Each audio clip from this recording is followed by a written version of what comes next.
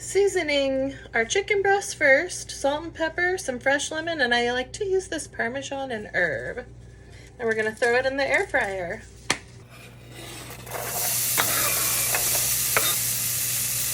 We're gonna boil our egg noodles for 10 minutes. 1 can of cream of chicken. Dump that in on your grilled onions.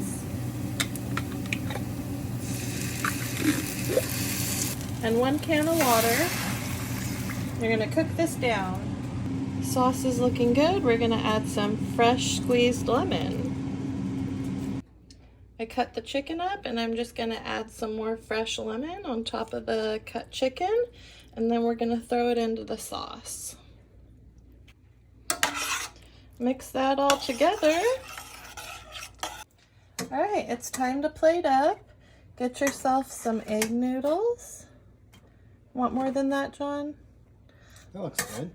Sauce. Add your sauce. This is the slime. And don't forget to add, oops. Don't forget to add some fresh steamed broccoli on the side. And it's ready.